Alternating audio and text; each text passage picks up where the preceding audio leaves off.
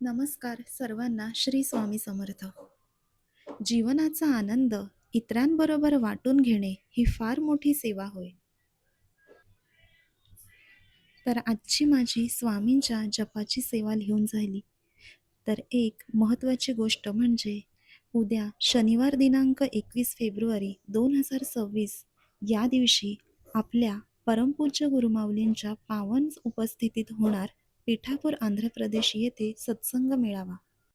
पिठापूर म्हणजे प्रथम दत्तावतार श्री श्रीपाद श्री वल्लभ स्वामी यांची जन्मभूमी आणि त्याच ठिकाणी आपल्या श्री स्वामी समर्थ गुरुपीठाची शाखा आहे. तर त्याविषयी प्रथम मी तुम्हाला थोडे सांगते. श्री दत्त महाराज यांचे प्रथम पूर्णावतार श्रीपाद श्री वल्लभ महाराज यांची आंध्र प्रदेशातील पिठापूर ही जन्मभूमी. या पवित्र क्षेत्री श्री स्वामी समर्थ महाराज यांच्या इच्छेने दत्तधामाची निर्मिती झाली आहे. परमपूज्य गोपाल बाबा यांच्या आश्रमातील जागेत दत्तधामाची सुंदर वास्तू उभी असून परमपूज्य गुरुमाऊलींनी श्री क्षेत्र पिठापूरचे दत्तधाम लोकार्पण करून समस्त सेवेकऱ्यांना सेवेची अनमोल संधी मिळवून दिली आहे. पिठापूर येथील दत्तधामामध्ये भाविक सेवेकरी मोठ्या संख्येने येऊन श्रीपाद श्री वल्लभ चरित्र व श्री गुरुचरित्र यांची पारायणे करून श्रींच्या चरणी सेवा रुजू करतात. ही सेवा करून सेवेकरी कृतार्थ होतात आणि आत्मिक शांतीची अनुभूती घेतात. तर अशाच त्या पावन ठिकाणी उद्या 21 फेब्रुवारी 2026 शनिवारी होणार आहेत पुढील सेवा. तर तिथे होणार आहेत उद्या श्री स्वामीचरित्र सारामृताचे पठण, श्री विष्णू सहस्त्रनाम तसेच त्याबरोबर सिद्धमंगल स्तोत्र याचे देखील पठण तिथे होणार आहे. तर या सेवा खूप खूप महत्त्वाच्या आहेत. आत्ताच गुरुमाऊलींनी अमरावतीला स्वामीचरित्राची सेवा घेतली. ही सेवा 100 कोटी पाठातली असून मानव व विश्वकल्याणासाठी ज्या 100 कोटी श्री दुर्गा सप्तशती पठण, 100 कोटी रुद्र तसेच 100 कोटी श्री स्वामीचरित्र सारामृताचे पाठ या ज्या सेवा चालू आहेत त्याच्यापैकीच या सेवा आहेत. माऊली विविध तीर्थक्षेत्रांवर जाऊन या अशा प्रकारच्या सेवा घेत असतात आणि आपण किंवा आपल्या घरातील एक जरी व्यक्ती त्या सत्संगाला सहभागी झाला तर असे म्हणतात की जर घरी जिथे आपण एखाद्या ग्रंथाचे पारायण करतो पण तिथे हजारोंच्या लाखोंच्या संख्येने लोक सेवेकरी एकाच वेळी उपस्थित असतात तेव्हा त्यावेळी तेवढी सेवा आपल्या प्रत्येकाच्या खात्यावर जमा होत असते. आणि त्यामुळे गुरुमाऊलींचे सत्संग असले की आपण पूर्ण श्रद्धापूर्वक त्यांच्या उपक्रमात आपला सहभाग असू द्यावा. आम्ही ज्या ज्या वेळी या सेवेत सहभागी झालो त्यावेळी आम्हाला बरेच अनुभव आलेले आहेत. तसेच माऊलींच्या सत्संगावरून घरी परत येताना अनुभव आलेले आहेत. स्वामी कायम काळजी घेत आपल्या सोबत असतात व तेच तिथपर्यंत नेतात व घरापर्यंत देखील सुखरूप तेच आणून सोडतात. असे अनेक अनुभव नेहमीच माऊलींच्या सत्संगाला जाताना येतात. तर उद्या आहे पिठापूरला मासिक सत्संग मेळावा. तर या सत्संगाला जाणारे सेवेकरी खरोखरच भाग्यवान आहेत. पिठापूर ही अतिशय परमपवित्र भूमी आहे. श्रीपाद श्री वल्लभ स्वामींची ती जन्मभूमी आहे, कर्मभूमी आहे. तेथे श्रीपादांनी बाल्यावस्थेत ज्या ज्या लीला केल्या तसेच त्यांचे सर्व कार्य हे श्रीपाद श्री वल्लभ चरित्र या ग्रंथामध्ये समाविष्ट आहे. आपण बघा, ज्याप्रमाणे श्री गुरुचरित्राचे पारायण करतो त्याचप्रमाणे श्री श्रीपाद श्री वल्लभ चरित्राचेही पारायण करता येते. या पारायणाचेही मला बरेच अनुभव आलेले आहेत. यातील प्रत्येक अध्यायाची वेगवेगळी फलश्रुती आहे.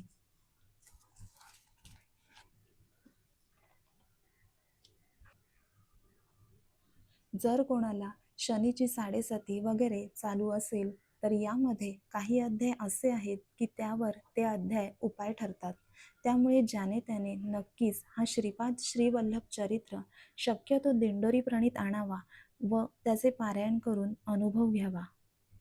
हा ग्रंथ तुम्हाला नक्कीच अनुभूती दिल्याशिवाय राहणार नाही. तसेच त्यातील श्री सिद्धमंगल स्तोत्र खूप छान आहे. एकदा पाठ झाले की ते एका चालीत रोज दिवसातला एकदा तरी म्हणावे. हे सिद्धमंगल स्तोत्र तुम्ही म्हणताना तुमच्या लहान मुलांनाही सोबत बसवावे आणि एका चालीमध्ये शांतपणे म्हणावे, तुमच्याकडे आपल्या गुरुपीठावर होणाऱ्या ज्या सिद्धमंगल पूजेच्या पादुका असतील, तर त्यांच्यासमोर स्वामींचा तारक मंत्र, हे सिद्धमंगल स्तोत्र, तसेच दत्त महाराजांची करुणा त्रिपदी, श्री घोरकष्टोद्धरण स्तोत्र याचेही पठण करावे. यामुळे लहान मुलांचेही ते पाठ होतात. तसेच आपल्या मुलामुलींकडून गायत्री मंत्र, श्री गणपती स्तोत्र, श्री गणपती अथर्वशीर्ष, श्री प्रज्ञाविवर्धन स्तोत्र, हे सर्व स्तोत्र देखील नित्यसेवा ग्रंथातून त्यांचे पाठ करून घ्यावेत. त्याचबरोबर त्यांची बौद्धिक क्षमता सुधारण्यासाठी सरस्वती स्तोत्र, सरस्वती मंत्र या सेवा अवश्य कराव्यात. तसेच त्याचबरोबर आपले दरमहा येणारे सण, उत्सव यांच्यामध्येही आपल्या मुलांना नक्की सहभागी करत राहावे. कारण बालवय हे संस्कारक्षम असते. म्हणूनच तरुण वयात जे संस्कार आत्मसात होत नाहीत, तेच संस्कार बाल्यावस्थेत त्वरित आत्मसात करता येतात. आपले छत्रपती शिवाजी महाराज देखील जिजामासाहेबांनी केलेल्या बालवयातल्या संस्कारांमुळेच घडत गेले. तसेच बालकांची, तसेच आपल्या सर्वांच्याच तल्लख बुद्धीसाठी माता सरस्वतीच्या विविध स्तोत्र, मंत्र, तसेच सरस्वती यंत्राची सेवा, पूजा देखील श्री सरस्वती संच या सेवेच्या माध्यमातून घेतली जाते.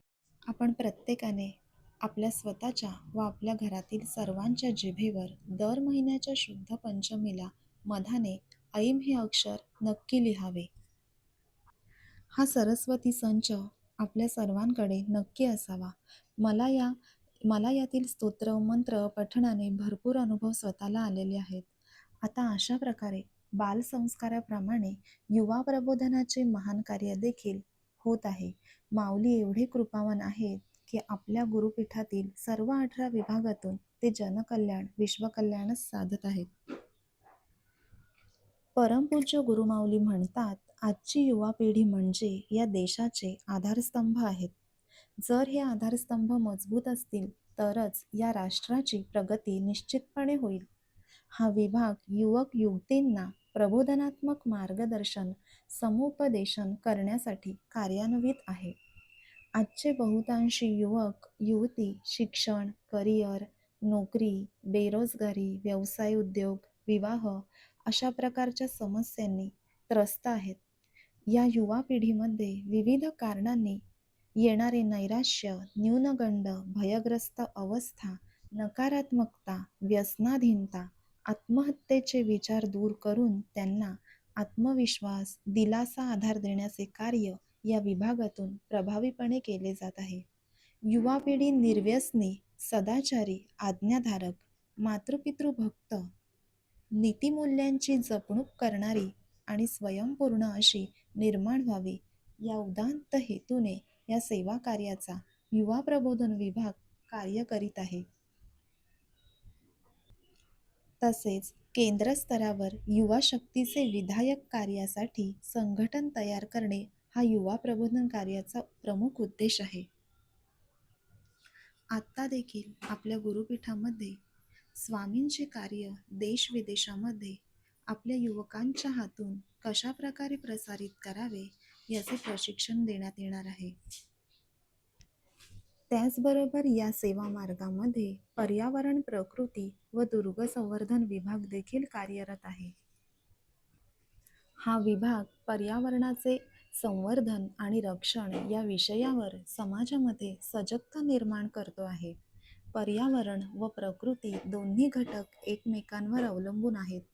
जसा मानव अधिक प्रगत होत आहे, त्या पटीत पर्यावरणाचा ऱ्हास होत आहे. बेसुमार होत चाललेली वृक्षतोड आणि वाढत चाललेली सिमेंटची जंगले यांचा गंभीर परिणाम पर्यावरणावर होतो आहे.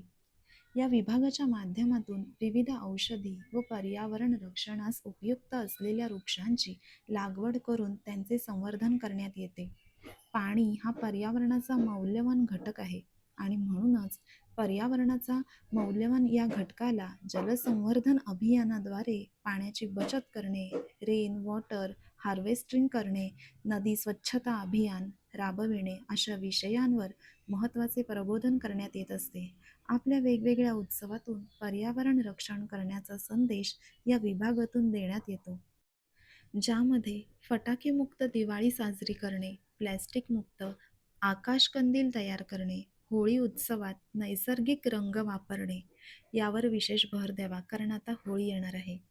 गणेश उत्सवात प्लास्टर ऑफ पॅरिसचा वापर न करता शाडू मातीची मूर्ती घडविणे इत्यादी पद्धतीने आपले उत्सव व पर्यावरण या दोन्ही बाबींचे संवर्धन करण्यात येत आहे.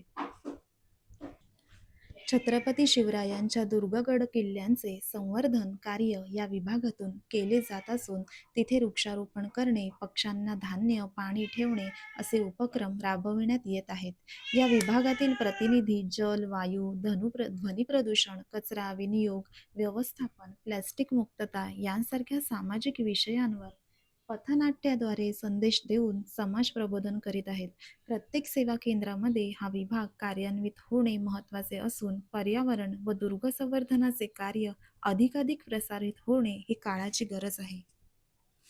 तर अशा प्रकारे तुम्हाला ही माहिती आवडल्यास सर्वांनी चॅनलला सबस्क्राईब करा, ज्यामुळे ही सेवा, स्वामींची सेवा सर्वांना समजेल व आपल्याला नवीन सेवेकरी घडवण्यामध्ये मदत होईल.